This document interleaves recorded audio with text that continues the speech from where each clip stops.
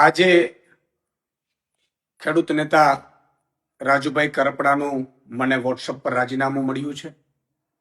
મારે વાતથી નથી, પરંતુ એટલું ચોક્કસ કહીશ કે રાજુ કરપડાએ હળદરથી લઈ અને જે મુદ્દાઓ ખેડૂતોને ઉઠાવ્યા, હળદરમાં એક ખેડૂતોને ઉમ્મીદ પણ જાગી. રાજુ કરપડા, પ્રવીણ રામ અને 86 જેટલા લોકો ઉપર ભાજપે અત્યાચાર કર્યો, ભાજપે ખોટા કેસો કર્યા, ભાજપે ડરાવવાની કોશિશ કરી, ભાજપે ખેડૂતો ઉપર પણ માર માર્યો. અને ત્યાર પછી પણ આ ખેડૂતોમાં અને ખેડૂત નેતાઓમાં જોમ અને જુસ્સો રહ્યો. એમણે ખૂબ મહેનત કરી છે ખેડૂતોને લઈને. કઈ મજબૂરી હશે એ હજી મારે જાણી નથી શકાયું, પરંતુ એટલું ચોક્કસ કહીશ કે એમણે ખેડૂતો માટે અને ખેડૂતો માટે વ્યવસ્થિત ભાવ મળે, ભાજપ જે અત્યાચાર કરે છે, ભાજપ જે લૂંટ ચલાવે છે, એપીએમસીમાં લૂંટ ચલાવે છે, એને લઈને એમણે ખૂબ આંદોલનો કર્યા, મહેનત કરી. અને એટલે ખેડૂતો અને આમ આદમી પાર્ટી હંમેશા રાજુભાઈને ખૂબ સમર્થન પણ રહ્યું, ખેડૂતોનું પણ સમર્થન રહ્યું. અને આમ આદમી પાર્ટીએ પણ તમે જોયું હશે કે હળદર કાંડ પછી ભગવત માનજી અને અરવિંદ કેજરીવાલ સાહેબ સુદામડામાં સભા કરી. ખેડૂતો લગભગ 50,000થી વધુ ખેડૂતો એકઠા થયા. ભાજપ એટલું ડરી ગયું હળદર કાંડ પછી, અને સુદામડામાં સભા થઈ એટલે 10,000 કરોડનું પેકેજ આમ આદમી પાર્ટીના લડવૈયા યોદ્ધાઓના કારણે મળ્યું. પ્રવીણ રામ હોય, રમેશ મેરો, તમામ લોકો. અને એનાથી પણ આગળ જતા આમ આદમી પાર્ટીએ તમામ જિલ્લાઓ, મતલબ ઝોનમાં 7 થી 9 ઝોન અમે લગભગ કિસાન મહાપંચાયતો કરી, જેમાં પણ ખેડૂતો ખૂબ ઉપસ્થિત રહ્યા, ખેડૂતોએ ખૂબ સમર્થન કર્યું.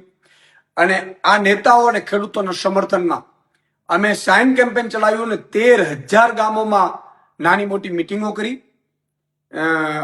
ખેડૂત પંચાયત કરી, ન્યાય પંચાયત, અને લગભગ 80,000થી વધુ ખેડૂતોના આપણે સાઇન કેમ્પેન લઈ અને સમર્થન મેળવ્યું. અને એ અમારું ડેલિગેશન એ ત્યાં ગયું, મુખ્યમંત્રીશ્રીને માનનીયને મળ્યા. પણ એટલું ચોક્કસ કહેશું કે ખેડૂતોને આમ આદમી પાર્ટીને એના લીડરો ઉપર ખૂબ ઉમ્મીદ છે.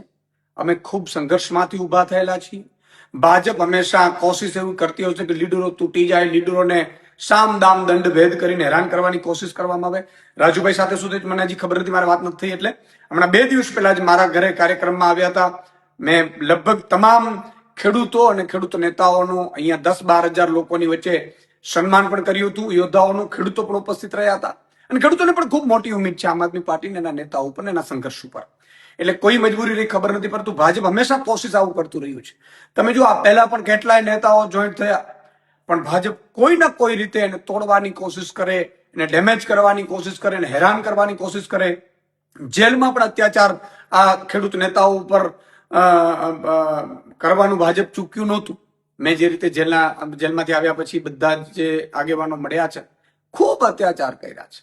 યાર, એ લોકોનો વાંક શું હતું? અને હજી પણ કેસોના દબાણો આન તેન. એટલે મને લાગે છે કે ભાજપ છે એ કોશિશો આવી કરતી રહેશે, પરંતુ આમ આદમી પાર્ટીને એનો એક એક નેતા અને એક એક સંઘર્ષશીલ ખેડૂત એ હંમેશા પોતાના સત્ય માટે લડતો રહેશે. રાજુભાઈ સાથે મારી વાત થઈ નથી, પરંતુ એટલું ચોક્કસ કહીશ કે મજબૂત નેતા છે, ખૂબ મહેનત કરી છે, સંઘર્ષ કર્યો છે અને લોકો માટે લડ્યા છે. જય જવાન, જય કિસાન.